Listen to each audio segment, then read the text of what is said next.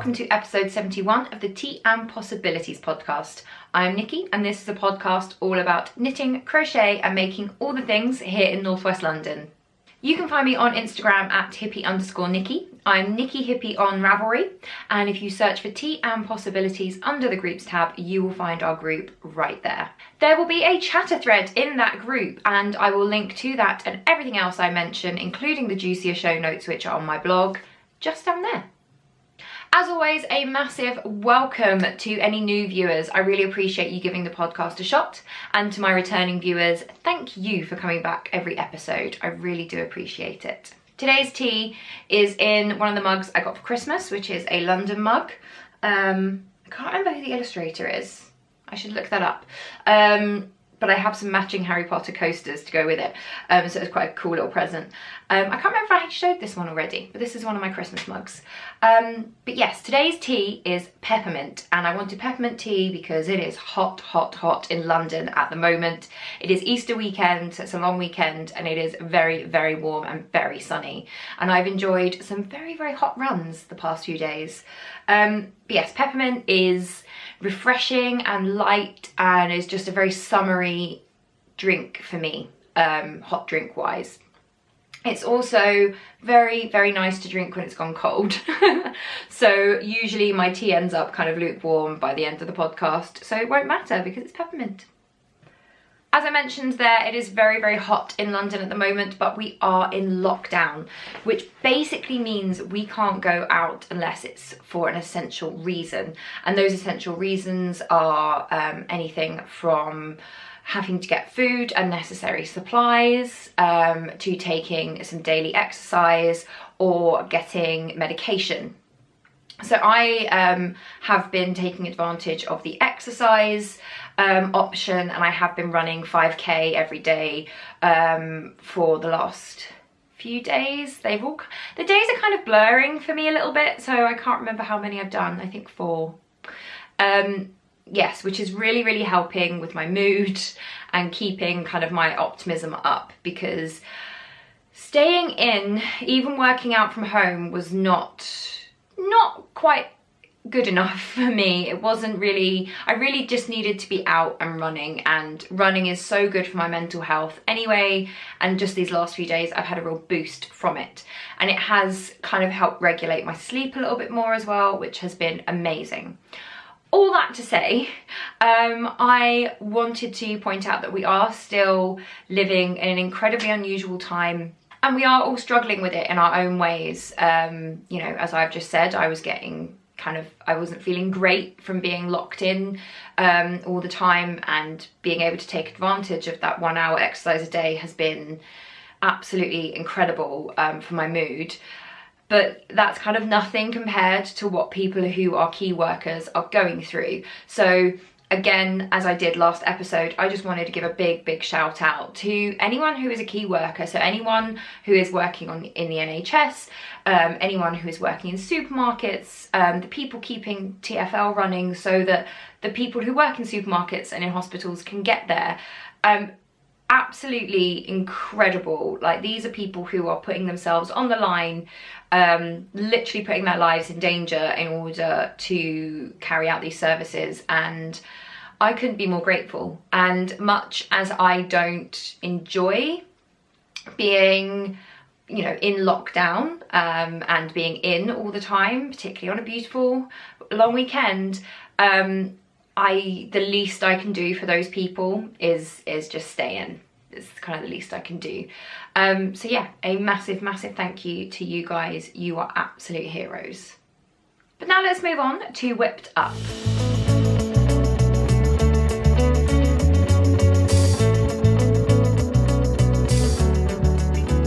Now, I'm not entirely sure what happened the past couple of weeks, but I have foes, plural. My first foe is a hat, which looks terrible when you hold it like this, so I'm going to put it on. This is the hat, I believe I showed it last episode, so before I put it on, it is knit out of Plucky Knitter. It's their Cozy DK base, which is a merino camel blend, which is just gorgeous and soft. I absolutely love it. And it's in the colourway Nessie, which, as you can see, I hope you can anyway, It's mainly a kind of charcoaly dark grey, but there are these amazing little pops of like bright green and blues, and it's just gorgeous, and I love the colour so much. It's a good neutral but without being boring. The pattern is one that has been well used over the past, I don't know, 13 years. This is option D, the tuck stitch beret, and I'm just going to check what the pattern number was because it's a Sirdar pattern and it had a number. It's 9075. So it's Sirdar pattern 9075 and the option tuck stitch beret. And I've talked at length why I like this. So I'm just trying to find the seam because you actually knit it flat and mattress stitch it together. And I did consider trying to convert it into the round, and I just didn't have the bandwidth. It would have been fairly simple, but I didn't have the bandwidth. So there we go. That is the hat, and I love it. So as you can see, it looks quite nice with kind of your hair down, and it is covering my ears. So if I'm shouting slightly, it's because it's quite, you know, I can't hear as well with hair and hat. So it covers my ears. It, you know, doesn't squish my fringe. There's plenty of room in the back for a nice bit of slouch, as well as plenty of room to tuck all the hair into. That is why I love it. It is a fantastic shape. It's just really slouchy, really casual, and I just love it so much. I did do a couple of mods, but before I come to those, I will just talk about this tuck stitch because I absolutely love this detail. It's kind of what elevates the hat for me. So it's not just a plain beret style hat. It has got this kind of interest. And as I said on the last episode, I struggled with it so much. I don't know why. I just couldn't get the tuck stitch to work. I kept doing it wrong. And I'm not sure what it was. I think I just didn't have the brain space for it. It just wasn't computing. So in the end, I ripped out, instead of keep ripping back, I ripped out the whole thing, started at the other end of the ball. It was a cake actually, so I'd been working from the outside, so I started from the inside instead. So I didn't have to worry about ramen. And I just did it, and it worked first time. I think there is something about the fact that I started again. So instead of keep pulling back and trying to do the same thing over and over and over and over again, I completely ripped it out. I took a day and then I started again, and just coming to it fresh seemed to work. I did make some slight modifications. When my nan knits this hat, she doesn't knit the adult size. She usually knits the size just below that, which is size 10 to 12 years. But my gauge is a lot tighter than my nan's, so I decided to knit the adult one. However, when it came to the crown shaping, I did the row, I followed the options for the 10 to 12, so I had a slightly shorter crown. Because as you can see, there's plenty of space here, and I would have had maybe ½ an inch more on the adult one, which probably wouldn't have mattered so much, but I wasn't sure. It looked very big on the needles, so I thought it's just a couple of places where it's slightly different. I'm saving maybe 5 rows, so I'm just gonna make it a little bit shorter, and it didn't affect the pattern at all. So that was a slight modification that I did. I also did a twisted rib instead of a normal rib, which is kind of my go-to at the moment. I just really like how neat it looks. It's nice and grippy. I can move around a lot and it doesn't really move, which I appreciate. Just look at all this demoing I'm doing for you guys. So sorry. I probably will knit another one of these at some point, maybe later this year in a different colour. Because it's just such an easy to wear hat. It is perfect for my kind of style, so much as I have any style. And yeah, I just love it. It's just really easy to wear. And I'm going to take it off now, and you will see, obviously there's going to be hat hair because it's a hat, but it's very minimal compared to some hats. So usually I take it off just by sliding it off the back. And there you go. Fairly minimal hat hair. Speaking of hair, this is the first time, today's the first time I've blow dried my hair in about a week. It's warm, I'm at home, I tend to just kind of, you know, with a towel and leave it. So, yeah. My next faux I am very, very happy about. I finished my Dundee Knit rainbow socks. I knit these according to the recipe that I came up with by following the How to Knit Socks video series by Meanwhile at the Castle, and I knit them in Knit Rainbow, which is the main body of the sock, which is by Tiny Human Knits, and the contrast cuff, heel and toe is West Yorkshire Spinners Signature 4-ply in Nutmeg. Fairly certain it's Nutmeg. We're gonna go with Nutmeg. If it's wrong, I'll put it up on the screen. I talked before, I think last episode I said that I was slightly worried that I wasn't going to have quite enough yardage to get a matchy pair. And as you can see, this is my second sock. I wonder if you can spot the difference. Yeah, so they're slightly different for the second half of the foot. So for this one, I obviously just started at the beginning of my cake. This is my first sock, and I knit through, and there we go. And for my second sock, in order to have it starting with the dark blue as on this one, so they would match, I had to roll off, I think it was 3 stripes to get to this. And I put it to one side because I thought, just in case I need that little bit extra. And I did, because I ran out of yarn on this stripe here. Now, as you can see, that stripe would normally be followed by the pink, and then the kind of pale gold, and then the yellow. But yeah, I didn't have that. Those are not the 3 stripes that I wound off, but I only needed 3 more stripes. And I thought that that would be better and less noticeable than just making a longer toe. So what I did was I figured out which would be the first stripe to come, so green, and I just knit from the green, and that was that. And I don't think it's massively noticeable, and also it's the toe, so it doesn't really matter because they're going to be in my socks. Socks? Yes, I put socks on in order to put socks on over the top. They're going to be in my shoes is what I meant. So I'm quite happy with those, and I kind of like the little secret MacGyvering on this toe. So yeah, I literally used every single inch of this skein, which is super impressive, because when the skein arrived, I ordered 2, but when the skein arrived, I looked at it and I thought, oh my gosh, I don't know if that's gonna work, if I'm gonna have enough for a whole pair, because I'm used to these, you know, massive skeins from West Yorkshire Spinners. Absolutely perfect amount. I am a UK size 5-6, kind of depending on the shoe, probably a 5.5, let's say that. So yeah, if you're about that size or smaller, you can definitely get a whole pair of socks out of one skein, which means I have a skein which can be gifted as per my original plan. I have also, oh, that's the second one, that's the MacGyvered one. This one had a dropped stitch, which I remember telling you all about. And I'm fairly certain it was here.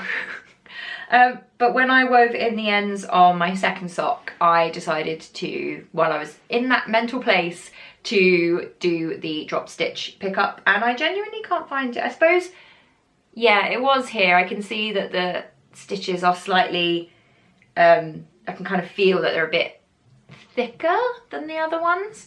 But yeah, I'm quite happy with that little mending job. So yeah, that's 2 faux down, and I do have one more to share with you, and it is a big one, because yes, I have finished my Cozy Squares blanket.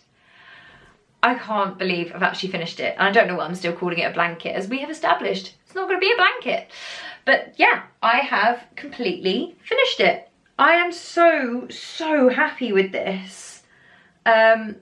It's just so pretty. Look at all these colours. I've even, and I can say it's finished because I'm going to flip it around and prove this to you. I have woven in all of the ends. All of the ends. But I have just noticed one. I didn't realise that there was one. I'm sure I saw one on the front here. Hang on. Yes. I've just noticed a little one here that I will weave in as soon as I've finished filming. But yeah, it's finished. I used a couple of sock yarns to finish off the row because I didn't have enough advent yarns for it. So I used one of my Christmas socks. This is a West Yorkshire Spinners one. Gingerbread House by Stranded, and this was Puddle Jumper by Homespun House, which was a little cardigan that I made for a friend's baby. And it is done. And I'm very, very happy with it. It currently lives, I have an armchair just over here, which I purchased recently. It currently lives over the back of that because it looks pretty on my great armchair. But I will at some point look into getting it framed, because I think this would look really, really pretty just hanging up above my bed. It is kind of, I mean, you can't see what I'm doing right now, but it is almost as wide as my bed. Obviously I've got a double bed, so it's about that much wider on either side, but it would sit, that means, quite nicely central above my bed. So yeah, I'm very, very happy with that, and it feels kind of weird. So this is, I probably should have said, sorry, this is the Coziest Memory by Beret, and I've knit it out of various yarns. I started this just after I started the podcast in 2016. So if you have ever gone back and seen those earlier episodes, you will see that I started it then. And I've been working on it on and off ever since. And I just, yeah, I look at this and I just think, how much happened in the time that I started this to the time that I finished it? You know, job changes, house moving, city moving, breakups, you know, and there's just so much in this, which is kind of magical, really. And I guess that's kind of why I love this craft, that it's all about memory and, yeah, story. So yeah, there we go. When it is framed, I will share it as a framed piece, my framed kind of Elmer the elephant project, and one day I will hang it up over my bed. So there we go. That's that. 4 years in the making. Wow. So that's it for foes. I think 3 is pretty good going, considering I haven't really been finishing anything recently. But yeah, due to lockdown, I haven't really been going out. I mean, I haven't been going out, end of story. So I've had a lot more time just to sit and knit, and I've been kind of focused on not casting on anything new, because I thought I've got so much just kind of languishing, it'd be really nice to clear the needles a little bit. So yeah, I've basically got 3 projects left. One of them I'm about to show you now, and it is, of course, my cozy stripes. It will come as no surprise to you, because pretty much everything I put in the cozy squares goes into this. This is the crochet stripe pattern by Attic24. I popped in my progress keeper, which is just here. I really wanted to get Corner of Craft, Hannah of Corner of Craft has made little toilet paper stitch markers, which I really wanted to get, but I keep missing them. I completely forgot about the update and went for a run, and by the time I came back, they'd already gone. So yeah, baked beans on toast, which seems appropriate because that is my comfort food of choice. And you know, sometimes we're in need of comfort at the moment. So yeah, I popped that on, and I've done a good few rows on that. I binged The White Queen on Amazon, and did quite a lot of work on it while I was watching that. And this is my magic ball, which I just love. I find them so satisfying to make and then to crochet through. I just love it. It's really, really cool, in my opinion. And also, I just this morning watched Labyrinth. Can't remember what channel it was on, but I watched Labyrinth, and as always, I looked at Sarah's outfit and was like, gosh, I just love that outfit. I would wear that. Like, where do you get those cool, like, poetic Shakespeare shirts from, and these cool little embroidered waistcoats? They're just so cool. I would wear them all the time. But you know, when Jareth is all like, with his, I don't know why I'm chucking them. That's not what he does at all. He's a lot more like dexterous with his glass balls. I don't know what I'm talking about anymore. I'm really sorry. Minimal human contact. This is what the result is.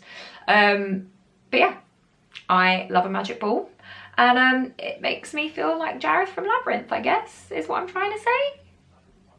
So that's one of my 3 projects that are left, and I kind of don't count that. I think I've said before on the podcast that I don't consider blanket projects to really be whips in the same way that other projects are, so I don't really think a blanket project can languish because they're so big, unless you have like a dedicated deadline for them. You know, like there's a baby and it's going to be a gift, then yes, okay, that can languish.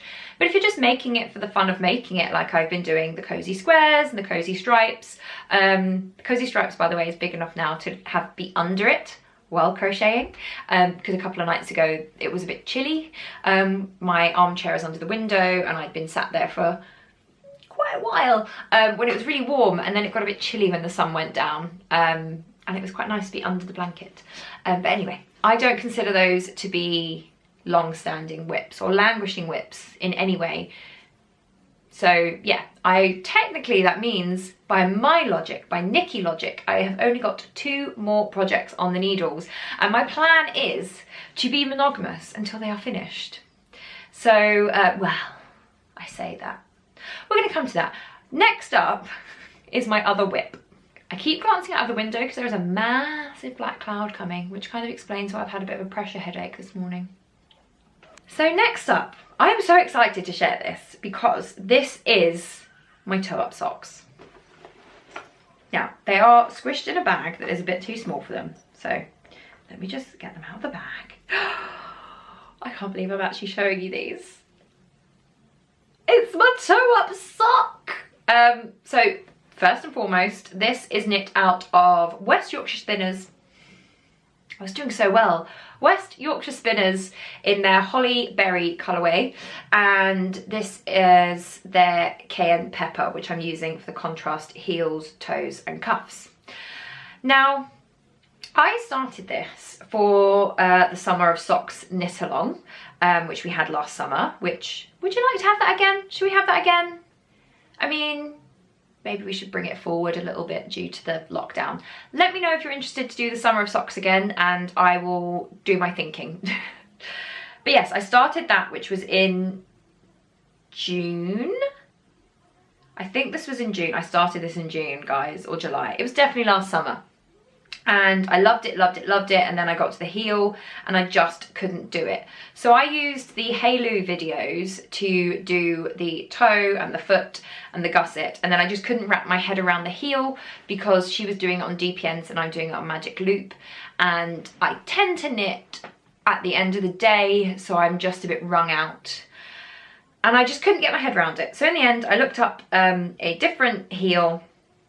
I think it was Very Pink Knits toe up pattern that I followed in the end, just to do the heel. And I did this originally yesterday, and I accepted the fact I couldn't do a contrast heel, and I just did it in the normal yarn, and it worked. But when I put it on my foot, it fit, but it was a bit tight.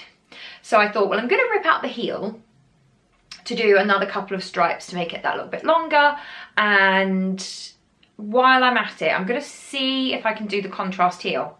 And I have done. Look, it's a red heel. So literally all I've got to do this afternoon is just start going round and round and round and doing the leg. I have tried it on. It looks a lot longer. It looks a lot longer than the foot on there. Oh, I suppose it doesn't. I don't know. For some reason it feels longer to me, but it's not. We've just looked science. It's the same. Yeah, I don't know how I feel about toe up yet. I'm obviously going to do a second toe up sock to match this one because my plan is to be monogamous on these until they are finished. But I don't know, I kind of, maybe it's just because I've knit so many cuff down socks. I just prefer the construction on them. I like, you know, the leg, and I like, you know, do the heel, and I can try them on before I put the toe in, so I know that they're going to fit. Because I did find it kind of frustrating that I wasn't sure how big the heel was going to be, so I didn't know where to stop knitting.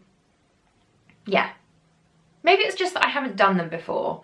So I'm going to probably knit I will finish this pair of toe-up socks, and I probably will knit another pair of toe-up socks because I know that Kay of the Bakery Bears is coming out with her umbrella toe and heel pattern at some point, so I'd like to try that. So I want to give them a good go before I declare my allegiance either way.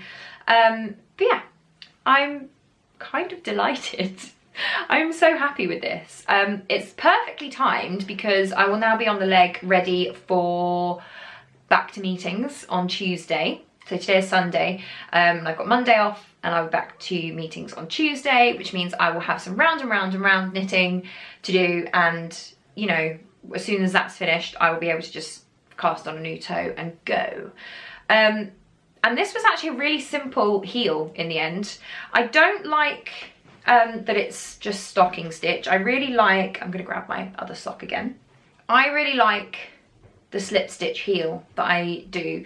I keep meaning to try other ones. I've heard the Eye of Partridge is quite nice, but I really like that because it feels nice and sturdy around my foot, around my heel even, and I feel like it's going to last a lot longer, whereas when I feel that and I feel this, it doesn't feel quite as sturdy. So I think the second pair of socks I do, I will definitely do a slip stitch heel flap. But you know, maybe they'll wear perfectly well. I think I might be a cuff down girl, but we're gonna find out. We're gonna find out. But yes, so that when this is done, I will only have my crochet stripes blanket and one other project on the needles. Now, said other project is put away and is not to hand, so I will just tell you about it. It is the Kerrytown pullover by Annie Lupton, and I'm knitting it out of Willow and Lark Ramble in the Oxblood colourway, and I have knit the ribbing and basically an inch of the cable front. And yeah, that's not great, is it? Considering I started it in like 2018, I think. Yeah, so it's been languishing for 2 years. And the reason for that, as I think I've mentioned before on the podcast, is purely because it is a complex charted front. And there are, I think, 3 charts to follow. And it was just kind of frustrating. Like I say, I tend to knit at the end of the day, so sitting down then having to lay them all out like this, but I have a lot more knitting time at the moment, and I am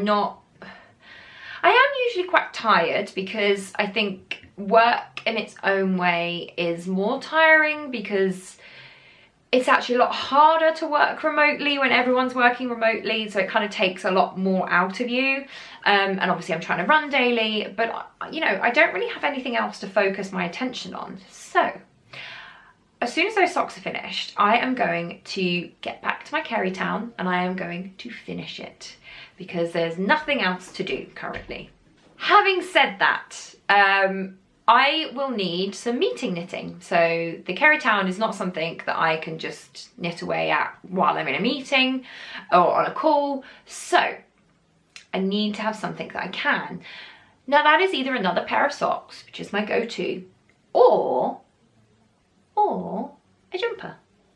And I'm thinking that I might cast on the Sweater Hug by Skein-Deer Knits and use the Yarn Collective Bloomsbury DK that I was originally going to knit into that as a moss stitch jumper, and I can't remember what pattern I was going to knit it into, but it was gorgeous and I hated moss stitch. I hate it. And I will happily do moss stitch for little bits and details. I could not do a whole jumper. It was just too much. But it's beautiful yarn and it's a really nice simple jumper that I think I would get a lot of wear out of. And as it's stockinette, kind of feel like I could do that during meetings, which means I would get several inches done throughout the week. So yeah, watch this space. We might be getting to a point where I only have 2 garments on the needles. Who am I again? So that's it for Whipped Up, and I'm actually going to call it a day on the podcast itself, purely because, as I have said, there is a big black cloud rolling in, so I'm not assured of light for very much longer. I've got a few other bits and bobs that I want to do today and get this edited and up overnight. And also, I can't be the only one that when there's a storm brewing, you get kind of like a tension headache. So I might go and have a nap, to be honest. Might finish off my peppermint tea and have a nap. It's a wild times over here, wild times. So that is it from me for this week. It's been a bit of a short episode. I hope you will forgive me for that. I will try. It's hard to come up with kind of juicy knit and natter content when you're not really going out and doing anything.